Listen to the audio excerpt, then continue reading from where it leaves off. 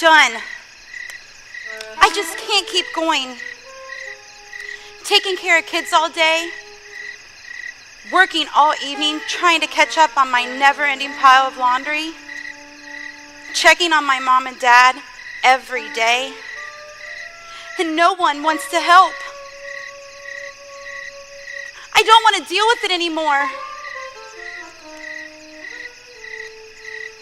All the responsibilities, the guilt, and my emotions, they're obviously out of control. I just want to quit. If someone could just show me that there's a light at the end of the tunnel, maybe I could keep going on.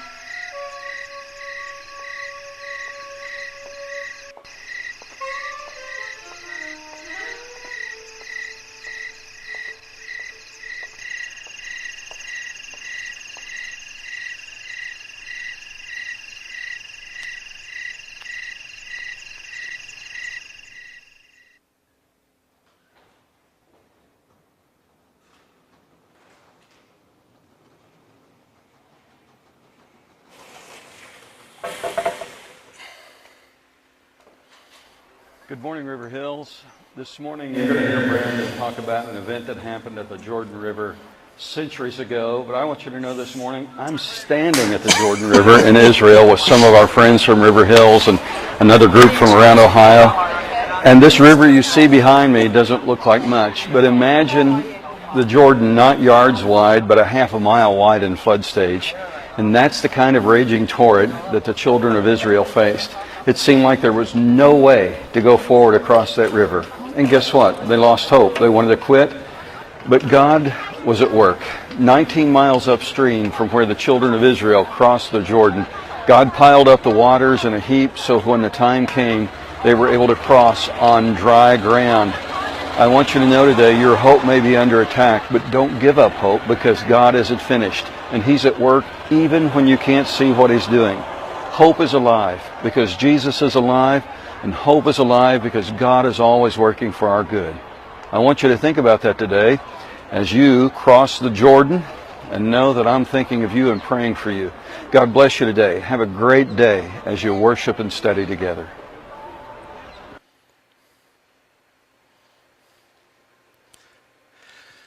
So in preparation for the sermon, I was watching this week's small group lesson video, which, by the way, if you're not in a small group, man, let me encourage you to check one out because it is great just being connected with people, having real conversations, real friendships. Those things are good. Check out our website. It's on the program to see what availability there is.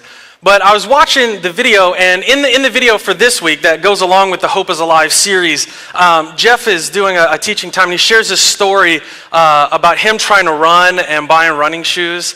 And it's really funny, but it made me think of my own story with running. It was several years ago, someone challenged me to run a marathon, like a full-on marathon, like 24 point whatever it is, miles, you know. And if you know me, or if you have eyes, you can see that I'm not a marathon runner. Like, I don't have what's called a runner's body. Like, it's more of like a sitter's body, I guess. I don't know. Like, I'm really good at my lounging. I've gotten very good at it. But you know, I was feeling stubborn, and I was like, you know what, I'm gonna do it. Yeah, I'll do it. I'll show you. You know, so I went and bought some shoes and found a place to run. I convinced Sarah to come run with me, to train with me. So we go out to this park and we get on the track and we're, you know, it's our first time. We're like, you know what? Let's get a feel for where we are. You know, like I feel like let's see where we are. Let's try to just go until we can't go any further. Like just see how prepared we are just right off the bat. So we start running and we're running and we're not full sprinting, but you know, we're going. We got a good pace. And you know how it is. After a while, you know, like you get the shin splints right in the front, you know, and you're like, oh, you know, no, I'm going to keep doing this. I'm going to keep doing this, you know. And then, like, I realized that, like, my right foot's cramping, you know, and so I'm like, no, I'm going to do this, you know. I keep going, you know, and your lungs just start burning, like it's just filled with fire and ash, it feels like, and you're just like, I'm going to do this. You know, Sarah's, like, you know, huffing it beside me, and I'm like, no, keep going. And we run for, like, an hour, man. We're going for it. I mean, we just run for days, it feels like. And So finally, we just end up like collapsing on the track. I mean, if you had seen us, we probably look ridiculous. I mean, just like heaving and like laying down on the track, like flat on the ground. And we're like, all right, cool. We pull out our phone because we'd been tracking it with an app to see how far we had gone. And we look at it and it said like 0.35 miles. And I was done. Like, that was the end. I quit. That was the end of my marathon career. I didn't run it. I seriously did. I quit. I gave up on it. And it was easy to quit. I mean, because it was hard to keep going. I realized like how hard it was to start, how hard it was to think about keep going. I mean, it was just, I didn't really have a good reason to keep going anyway, other than maybe me being stubborn. But I just quit, and that was an easy thing. And I kind of find myself on the other side of that just a few months ago. My daughter, Juliana, she's 3, she'll be 4 tomorrow, it's her birthday. But she's 3, and she got this little bicycle with training wheels on it, a little Minnie Mouse bike, a little pink thing with Minnie Mouse on it, like tassels off the handlebars and stuff, you know what I mean? It's adorable. I'm sorry, I'm a cheesy dad. I got 2 girls, man, I'm so soft on the inside. So and she was begging me. She's like, Daddy, can I ride my bike? Daddy, come on. We hadn't gotten it out yet. I hadn't taught her how to ride a bike yet. We hadn't really done that yet. And so I was like, yeah. So, I strap her helmet on. She got this cute little helmet. Anyway, so, we live in a cul-de-sac. And so we go out in the cul-de-sac there and I put her on the bike. But, you got to teach her everything. I mean, she literally knows nothing. I mean, she puts her feet down on the pedals and pushes down on both of them. And she's like, Daddy, it's not working. It's like, it's okay, sweetheart. Let me show you how to do it, and it'll work. It'll, one foot and then the other one. And then she starts going a little bit. You can, you just starts to go uphill, like slightly uphill. It gets a little bit harder, and she's like, Daddy, I can't do this. I'm like, it's okay. You can do it. Just keep going, keep pushing.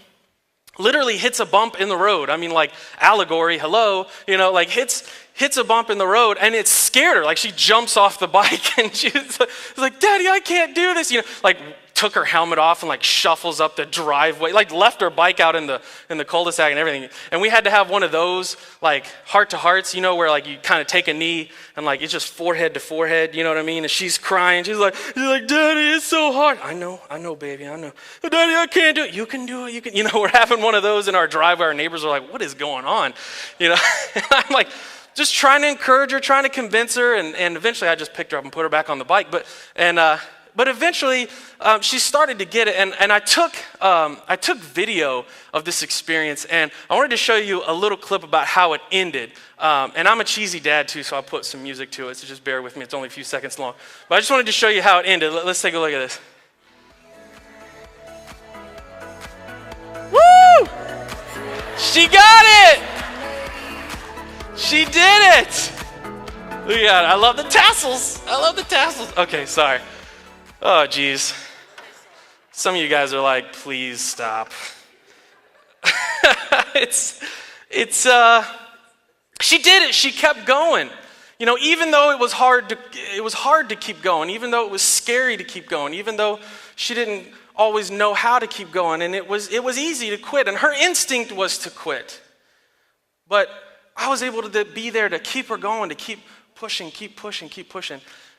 And the reality of it is that quitting is so easy. If quitting wasn't so easy, we would accomplish so much more in life, But doing things and sticking with things and persevering is hard. Quitting is just so easy. Even when it comes to our spiritual life, when it comes to our relationship with God, our spiritual development and growth and our spiritual health, it's so easy to quit because it's so hard to follow Jesus. It's so hard to be who God wants me to be.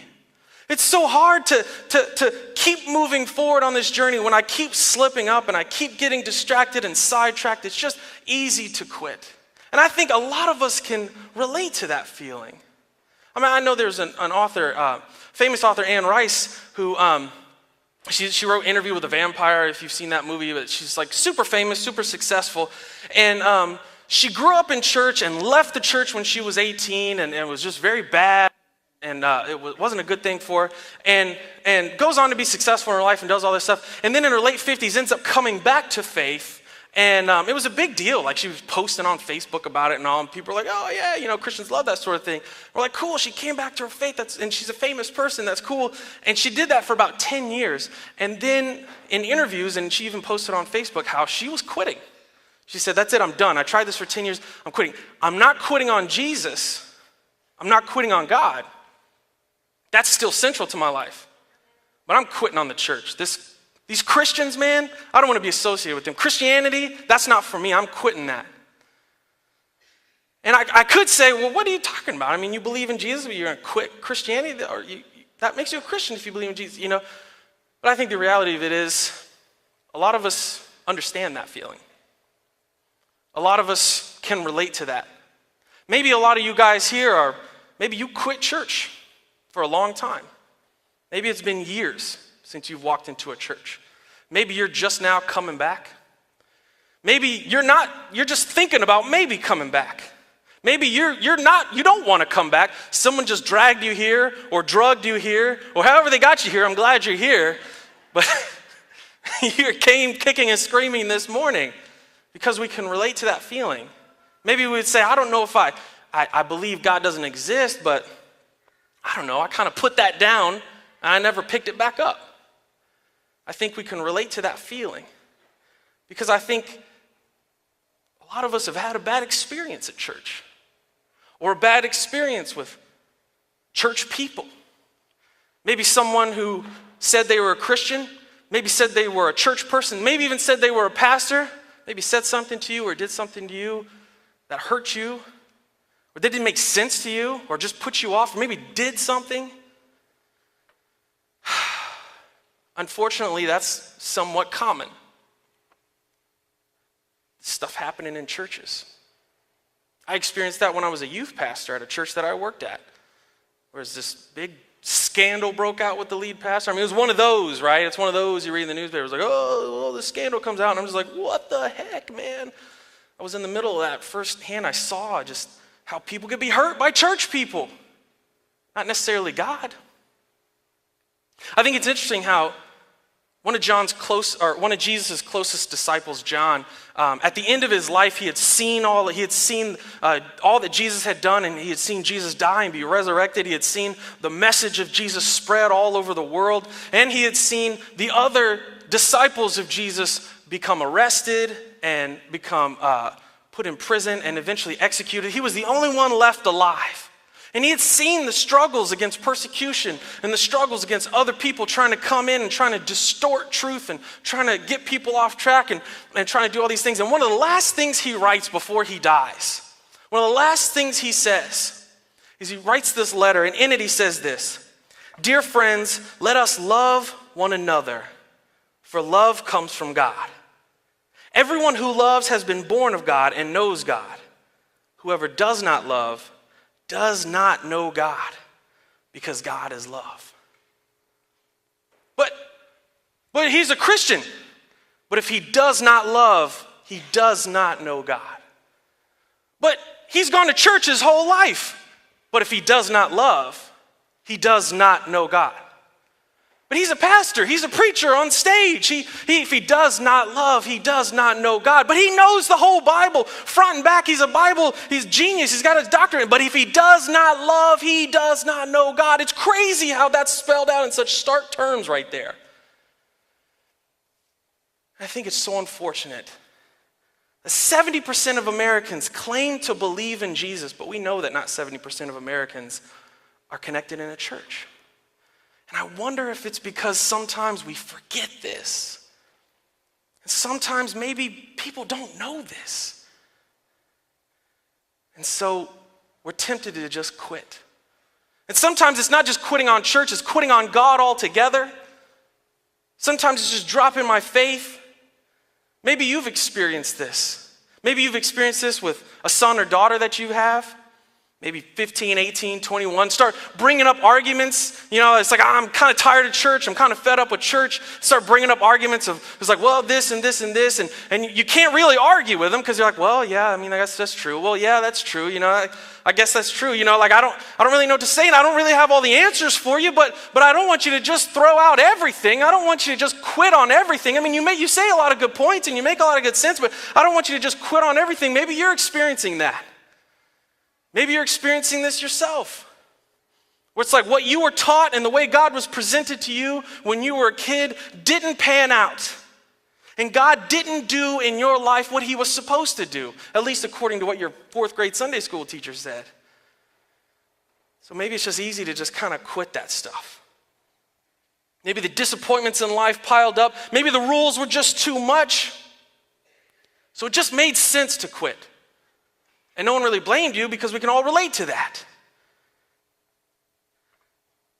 One of the early Christian leaders, we don't actually know who he is, but he wrote this theological document that's just this beautiful text. A lot of historians consider it a literary masterpiece. It's called Hebrews, and we have it preserved in the New Testament today. But he addressed this thing, and he starts writing about, explaining about how this faith works, and explaining about who Jesus is, and explaining about what that means for his life. And he gets to this point where he just starts encouraging people, and he just starts listing off reminders of the people who were faithful to God. And these ordinary, everyday people, it's like, yes, I know you struggle, and yes, I know you see all this garbage, and it's so easy to focus on that and fix our eyes on that, but there's all this good stuff that's happening. He starts reminding people of the good things that God has done in the lives of people who have just normal people who just trusted him. And he goes on and he says, don't give up on God, and don't give up meeting together, and don't give up moving forward in this journey. And he says, this is how we do that.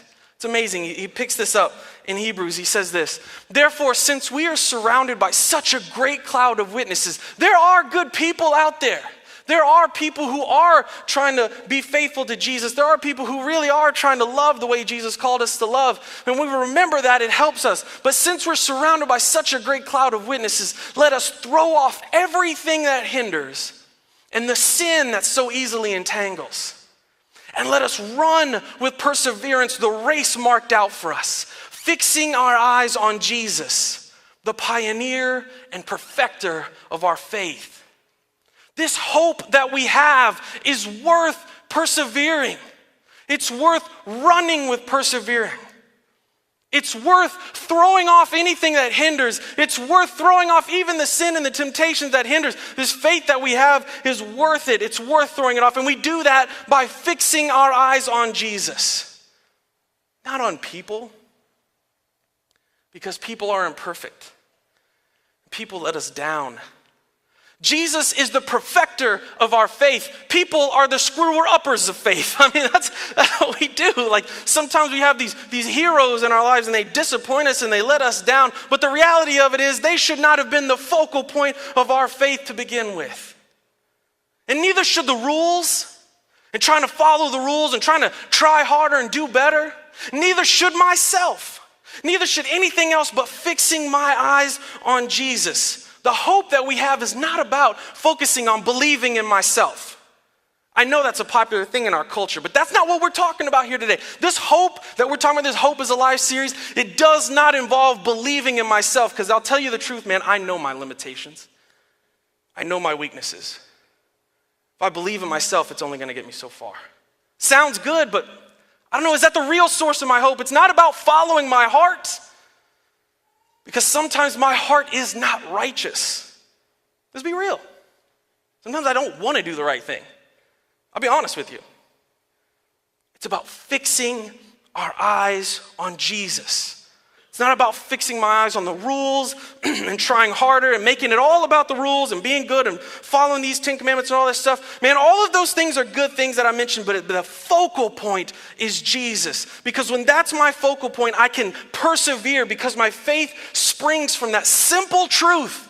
That simple truth that in Jesus, no matter what's happening in life, no matter how good or bad I am at following the rules, no matter what, God is there and God loves me, and God has demonstrated that through Jesus.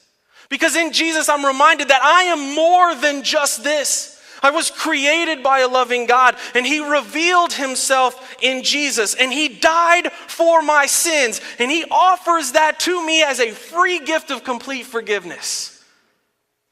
And when that is my focal point, when that is what I fix my eyes on, I have hope that endures. I have a faith that's worth persevering. But I think for a lot of us, it's even worse. It's way beyond even that, man. It's not even about giving up on the church or giving up on God. I think a lot of us feel it's just a struggle to just not quit on life. Right? Just kind of give up on everything. Maybe you're like feeling that right now, where life is just hitting you and hitting you and hitting you, and you don't see any hope at all. This marriage of mine that, why should I put in any more effort? Why should I forgive? Why should I keep trying? Why should I keep just wasting my time?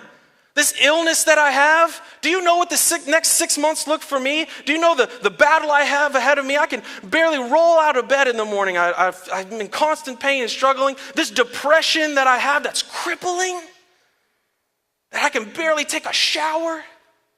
I see no hope. I see no change out of this addiction that I have, that is a monster in my life that is controlling me, and I'm out of control. I have this monster just pulling my strings, this loneliness that I have that is so emptying and so hollow, and I don't know how to make a meaningful connection with another person, and nobody wants me anyways.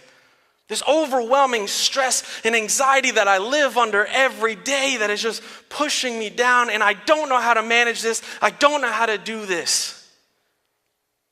Man, I think a lot of us can relate to that. I think a lot of us can look at that and say, the temptation is to look at my life and say, well, this is what life has given me. This is the circumstances of my life. This is how it is. I don't see how I can change it. I don't see any hope. So why even try? It just is what it is. Kind of resign ourselves to that. The truth is, when there is no hope for tomorrow, there's no strength for today. But if I can say one thing to you, don't give up. Don't quit. It's not fancy. I know it's not some fancy guy on stage has some fancy sermon that really just energized me up. No, it's a simple message. Don't give up. Don't give up on yourself. Don't give up on your marriage. Don't give up on your future. Don't give up on your life. Don't give up on God. Don't just focus on today. Even though we can't see tomorrow, even though we can't always see what God is doing, we may just look at the way things are now or feel the way things are now, but don't give up, because there is hope for tomorrow. And when we trust God, there's hope for tomorrow. That story that Jeff mentioned of the ancient Israelites, 3,500 years ago, God rescues them out of slavery, out of Egypt, and they wander through the desert for 40 years. God says, I'm going to bring you out of slavery, I'm going to bring you out of Egypt, out of oppression, generations of slavery. I'm going to bring you to the promised land. But they're wandering for 40 years. At the end of that, Moses dies. Like Moses, the Moses. He died. Everybody else is like, okay, wow, 40 years, Moses is dead. He's the one that brought us out to begin with. And now here we are, we're being led by this guy named Joshua, who was Moses' apprentice, and he brings us to the Jordan River. And at that moment, at that season, the Jordan River was this raging river, because it was on flood season. It was just massive. And what we saw in Jeff's, that was the serene section. You know, they came, and then here they are, like, what is this? What are we doing here? I mean, it even records this, how they're like, we should just go back to slavery. At least we had food. At least we had a home. At least we had stability. At least we had some kind of hope. Man, it's so easy to give up. It's so amazing what Joshua tells them. In Joshua chapter 3, it says this. Joshua told the people, consecrate yourselves, for tomorrow the Lord will do amazing things among you. You don't see it today, but man, tomorrow, there is a tomorrow, and something is happening tomorrow. Get ready, because when you trust God, He will do something. And God told the priests, He says, go out and step into the river, and it's going to dry up, and you're going to walk across the river, and you're going to cross into the promised land. They say, okay. They get out there, they step into the river, and here's what here's the reality of it is, we don't talk about this a lot in church. I've never heard this part of the story before. Jeff mentioned it, and I was like, yeah, that's right, it does say that. They step out into the river, they step out into the water, and nothing happens, right? It's not like Moses at the Red Sea and, parts the Red Sea. No, they step out there and nothing happens. But what it says in the story is that upstream, miles upstream, the water stopped flowing. They couldn't see what was going on, but the miracle was happening. They couldn't see it, but the miracle was happening. They stepped out there in trust, they stepped out there in faith, and they trusted that God was going to do what he said he was going to do. And they couldn't see it happening, but it was happening. And eventually they did see it. It says that the water piled up miles and miles down or upstream, and that the water dried up the entire downriver. And all of the Israelites walked across the river, the Jordan River, and walked across to the promised land. Man, the reality of it is we just can't see everything. Come on, man. Why do we act like we can? We can't see everything in life. We can't see everything in the circumstances that are going on. We don't always know everything. And the reality, if we're talking about God, we're talking about the one who created all things. He paints on a canvas that's bigger than what we can see. He sees all things. He knows all things. He sees into the future. We don't know. Why do we act like we do? We got to remind ourselves, man, I don't always see everything that's going on. Even in this time of struggle, even in this time of what, I'm tempted to feel hopeless, but even in that time, I don't always see what God is doing, but I will trust. I will fix my eyes on Jesus. And if I need to, I will remind myself of that moment by moment. That's exactly what Sarah and I had to do when our youngest daughter, Winter, was born. She started having seizures right there in the hospital before we even left. Serious seizures. Doctors didn't know what was going on. We're talking to these team of neurologists. They say, we don't know what's causing it. We don't know what's going to happen. We don't know. I mean, I'm like, we're at Children's Hospital. This is one of the best hospitals in America. You're telling me you don't know what's going on? We didn't. We didn't know if she was going to live. And I remember that time. It was hard. Yeah, it was, man. It was hard. And I'm glad she's healed from that now. And I hope we don't ever have to go through anything like that now. But man, at that time, we didn't know. I didn't know what was going to happen next week. I didn't know if she was going to come home. I didn't know. Sarah and I just had to have this stubborn faith. No matter what, life is bigger than this. Even in this time, God is bigger than this. Life is bigger than this. And I have the hope for eternal victory. I just had to be stubborn about that. Sometimes our hope just has to be stubborn. We just got to be stubborn about it. Say, no, I refuse to give in. I refuse to be beaten by this.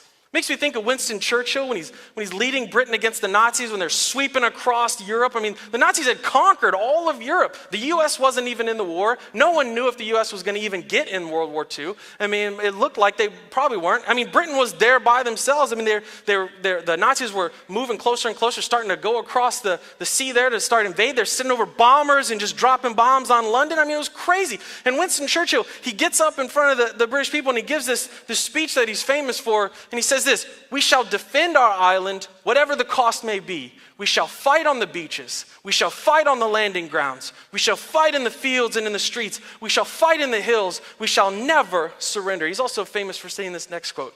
It says this: never give in. Never give in. Never, never, never, never. The man even looks like a bulldog. Look at his face. I mean, look at that. That's the face of stubbornness, you know what I mean?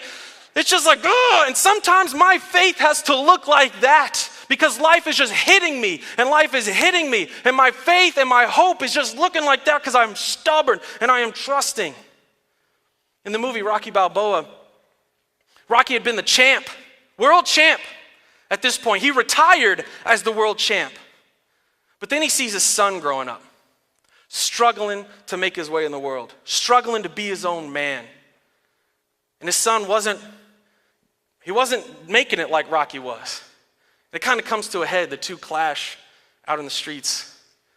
And Rocky, he finally gives it to him. Let's take a look at that.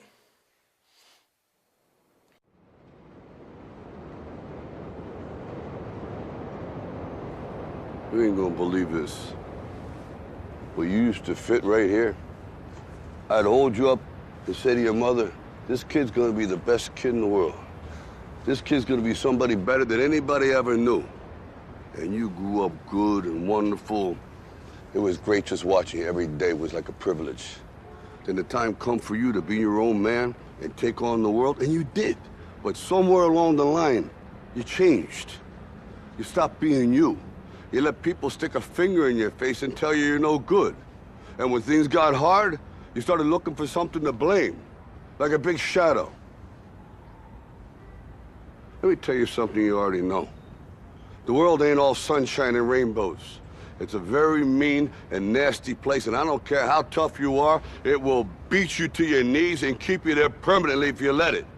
You, me, or nobody is gonna hit as hard as life. But it ain't about how hard you hit. It's about how hard you can get hit and keep moving forward. How much you can take and keep moving forward. That's how winning is done. Now, if you know what you're worth, now go out and get what you're worth. But you gotta be willing to take the hits and not pointing fingers saying you ain't where you wanna be because of him or her or anybody. Cowards do that, and that ain't you. You're better than that.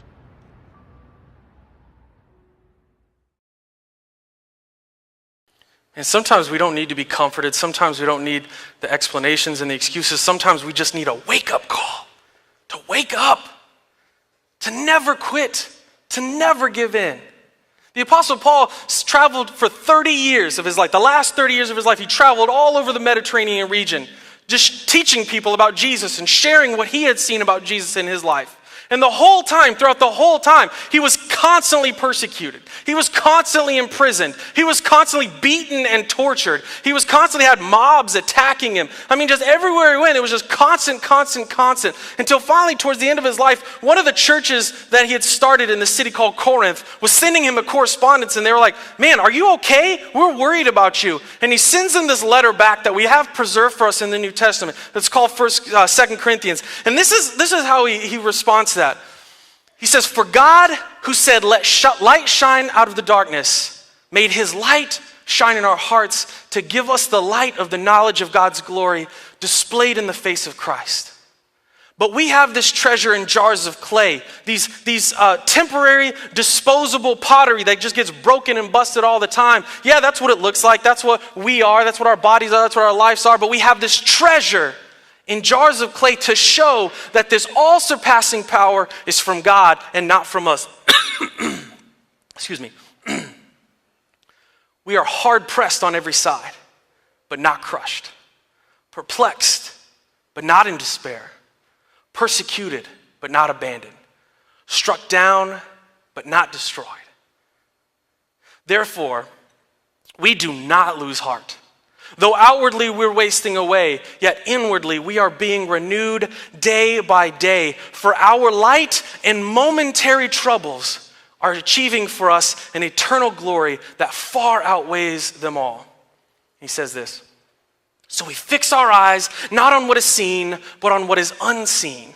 Since what is seen is temporary, but what is unseen is eternal. He describes that persecution as light and momentary troubles. Because in the light of eternity, the overwhelming hardships seem less overwhelming. In the light of eternity, the suffering seems a little bit less. The light and momentary, in the light of eternity. See, he's talking about something called a living faith. He's talking about being someone who really believes in Jesus, who has his eyes fixed on what is unseen. He has an eternal perspective that yes, this is going on in life, but I'm bigger than this. God is bigger than this. My existence is bigger than this, and I actually live that. And it changes my outlook, and it changes how I respond to things, and it changes how I feel about things, and it changes my priorities, and it changes how I look at my life. I fix my eyes on what is unseen. Why do we so many times fix our eyes on what is seen? And we live our whole lives with our eyes fixed on what is seen. And what is seen can sometimes be hard. But that's what our eyes are fixed on. Why do we live like atheists? We say we believe there is a God, but does that change how we live? Does that change how we feel? Does it change how we think? Do we really believe that stuff, man? A God who created all things, do we really believe that the one who created all things still creates all things new? Does that change anything in us? I mean, in the book of James, it says, you say there is a God, but so what? Even the demons say that. It doesn't change how they live. That's a dead faith. That dead faith is not good for anything. And maybe some of you have had a dead faith for a long time, and that's why it feels so easy to give up on God, because I have this faith that I don't really fix my eyes on what is seen, but it's this dead faith that I'm still fixated on what is unseen, and no wonder it's so easy to give that up. But Paul says a living faith is something completely different. A living faith is something that has hope that endures. And God calls us to not surrender to despair, but to surrender to Him, to put ourselves in His hands. Say, man, I trust you. And that trust changes my whole life. And I'm no longer doing it my way, I'm doing it your way. And no matter what happens, I'm going to trust that I'm in your hands. And no matter what it looks like, I'm going to trust that you're working in my life. And that changes everything for me. It's a living faith to where I can say, yes, I'm pressed, but I am not crushed. I'm persecuted, but I am not in despair. I'm persecuted, but I am not abandoned. I'm struck down, but I am never destroyed because I am in the hands of God. And even when it is so tempting to quit, I stubbornly refuse. And I can do that because my eyes are fixed on Jesus. Man, that's what I challenge you to do this week. Let's pray. God, thank you so much for your grace. God, we know we don't deserve your love. We don't deserve your forgiveness. We don't deserve the eternity and the victory that you offer us freely. We don't deserve the sacrifice of Jesus. But you gave that to us freely because you are good and because you love. Lord, thank you for that. God, help us to love the way that you love. Lord, help us to know you. Lord, please help us to never give up, to never surrender. Lord, help us to have a living faith that gives us a hope that perseveres. And Lord, let us be stubborn in that hope. We pray in Jesus' name, amen.